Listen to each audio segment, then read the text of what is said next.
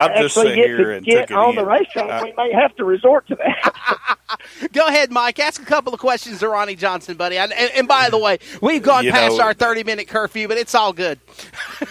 I know, and it's way past Ronnie and mine's bedtime. Oh, wow. But actually, I'm a night owl. Thank you. So I'm good. Thank you, Ronnie. So am I. Well, it's 30 minutes past my bedtime. Oh, my goodness. We got to get off the air then and get you in bed. I could sit here and talk to Ronnie Johnson all night. I'm so blessed to work at Boyd Speedway, which Ronnie lives just a few short miles from.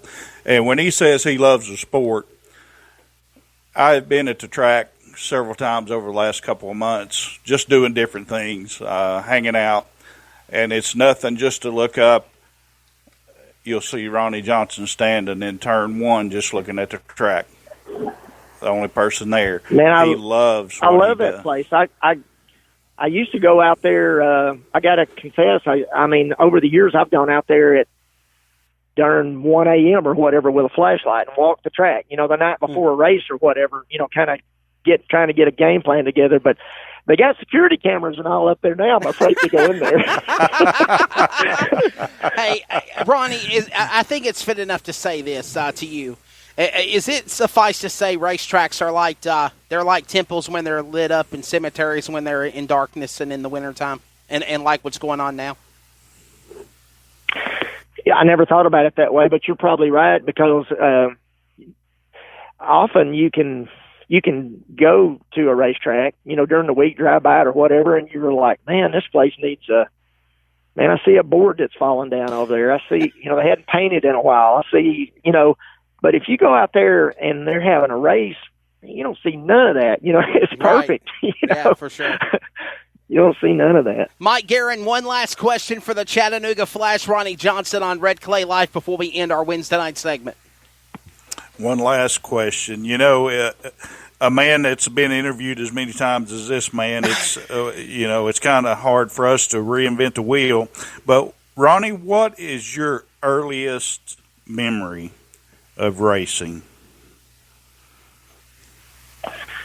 Oh, I'd probably have to say back in and again, I'm dated. I own it. I'm proud of it. But the early 60s when they were still racing the coupes and coaches, the old coupes and coaches, because the term late model didn't come to be in my area until 1964. I remember this well. I mean, I'm 8 years old. But before that, my dad raced the old coupes and coaches and that. And then in 1964, and he ran a lot of NASCAR stuff, even if it was short track stuff. But in 1964, they started running what they called the late models. So now you could run, they allowed you to run a 1955 through 64 64 model car or whatever. So they called them late models because people ask me, people walk by my street and they see, I'm out there in the trailer or got the shop door up or whatever. And so they're interested in what I do. So I try to tell them and they're like, so what is this? Well, they call them late models, but they're not really. But that's how that term came about. But anyway, before the late models, my dad used to run the old coupes and that. And I know you've heard this story, and it's going to sound like I'm copying the story. I'm sure everybody's heard about Dale Earnhardt Sr. could go out. Oh no, did we lose him? Oh my goodness, we got to call him back. Oh, we were getting to a great story. We lost him. I got to call him back, Mike. Yes. What in the world? We've lost the legend. We are going to connect back with Ronnie Johnson here. Just give me 1 second. Oh, my goodness. It was getting really good, too. I know he said something about Dale Earnhardt and Ralph Earnhardt. And come on now, Ronnie, do not lose that memory. Do not lose that topic of focus here because we're gonna call him right back up. And I want him to go right back into this. And we are going into overtime. Normally we have like a 1 hour time limit. But, Mike, it's Ronnie Johnson, man. I mean, wow. Right, exactly. Let the guy take over for 2 hours. Yes, I don't stay up past 8 for many people. There you go. Well, we're gonna call Ronnie back here. So just give us one hot second. We're trying to get him reconnected here, and man, I don't know what happened. It was just like bam, call drop. So we're gonna get him back on the line here real quickly, and we're gonna talk to him. And I want him to come back to us on that segment. I wonder if his phone died. Did his phone die? Maybe your call has been forwarded to an automated voice messaging system. Wow, I think his phone died. 2. I think his phone died. Yeah, Seriously. I think his phone died, and if it did, he's running and thrashing to grab the wife right now. Give me a charger. Give me a charger. Give me anything.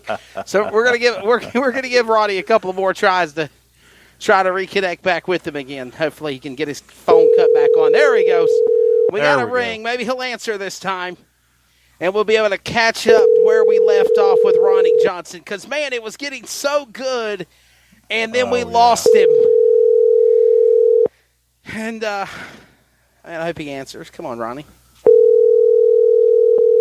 Old-fashioned ringtone right there, too. So, hey, Ronnie, Hello. are you there? Ronnie.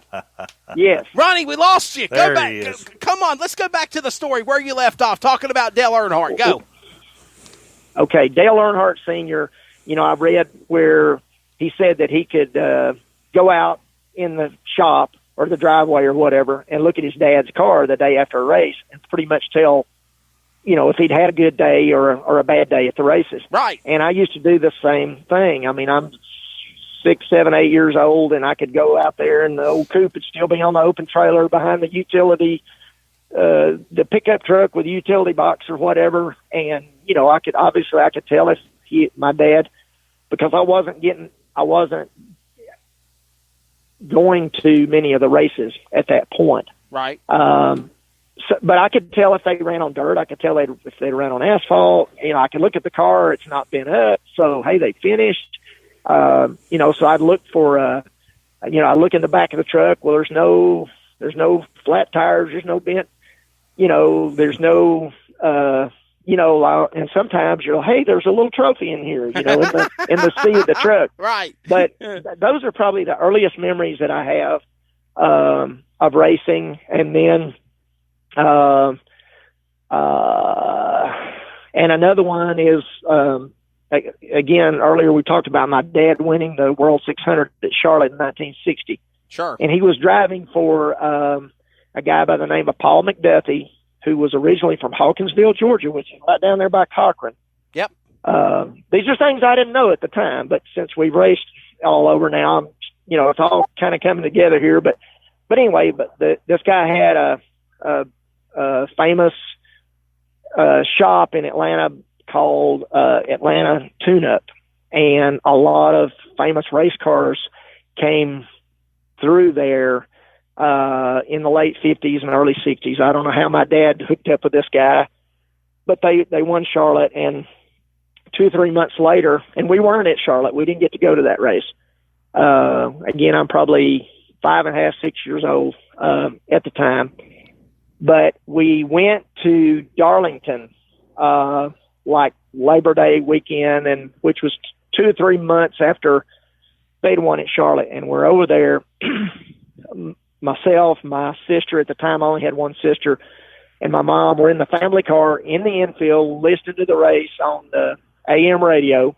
There's no FM. There's no cell phones. There's no internet. So we can see the cars going around, but we don't know what's going on. Back then, the scoreboards at the tracks, even the NASCAR tracks, consisted of this big billboard of a thing. Right. And there was actually a human in it that went up there and changed the numbers. That's changed the laps, changed it'd show the top 3 or 4 or 5 positions. So that person was in charge. How they kept up with it, I have no clue. But so, that's all we know. Well, anyway, there was an accident, and we knew that my dad had been involved, but we didn't know what had happened until somebody came and told us. But there was, in 1960, Darlington did not have a wall between the front straightaway and the pit area, much like Daytona is still today. I've never understood how there hadn't been a disaster there. There's a lot more room than there was at Darlington. But anyway, there was a crash. Some cars got together, and one of them careened into the pits. They had just serviced my dad's car. He had just left the pits or was leaving the pits. Right. And car came in there upside down, hit the inside concrete wall and shattered it. Chunks of concrete went everywhere, and my dad's car owner was killed on the spot at Darlington. So we didn't know what was going on, and until it's been years and years and years later for me to read about this stuff, right, to really know what happened. But that's a memory I had, and an early memory, of racing, and we love what we do, and we all know the risk and the dangers, and they have been severely minimized over the years. But you can still get hurt racing, and occasionally folks get killed. So we try to we try our best to not be involved in anything like that. But anyway, you asked about some early racing memories, and those are some that stick out. Ronnie, if me and Mike could do like a 3-hour podcast, I'd just book you on as a guest, because you have so many stories, you have so much history, but our time has grown short. But before I let you go, I want you to thank everybody, your wife, your family, everybody, and what is your racing plans for 2020 in closing? Man, I'm not a very good planner. I joke about it. I say that my best plans are no plans, because the truth is that everybody knows that I'm never been very good with time management, and I don't think that's going to change. But I'm going to do some racing with Roger Dixon, with his car, and we're going to do some racing with Stacy Whitfield with that crate car. Obviously the crate car is going to run 604 stuff. Roger likes to run the limited classes like the steelhead stuff. We'll probably, how can anybody say what they're going to do? We don't know what's going to happen here. Sure. I just hope we have a racing season, and with Roger, I'd say we'd probably do some of the Topless Outlaw stuff, and just pick and choose, probably just between the two cars and the two guys, just pick and choose and try to race, try to go to what's practical. Roger and Stacy's work both are going to dictate, whether we could even consider trying to follow a series for a points championship. Again, their businesses have to be productive. Rogers, the salvage yard is a madhouse on a Friday. Right. And, right. So I don't know. We're going to race. If they race, we're going to race, but, I can't tell you exactly what or where. Gotcha. It wouldn't be fair. And that's why I don't try to compile a schedule and post it, on Facebook or that, because it's not fair to, stuff happens that's out of your hands, and you don't show up, and then you got fans upset because they took vacation and that. So it's just not fair to say. I thought that Chattanooga class was coming, man. Yeah, I understand. Hey, Ronnie, listen, buddy, always great having you on all of the shows I've ever done, and here on Red Clay Life, and God keep yourself, your family, and everybody safe. And I know you say, will we be racing soon? We will be racing again soon, and I'll see you at a racetrack soon, my friend. Well, thanks for having me, and thanks for your passion for the sport. I see you on Facebook in so many different capacities, whether it be ball sports or all different forms of racing. And my comment is always, I just say, I just say, man, Wesley's everywhere. He's just everywhere. But thanks for your passion for the sport and covering it, and also to you, Mike, for your involvement in it. And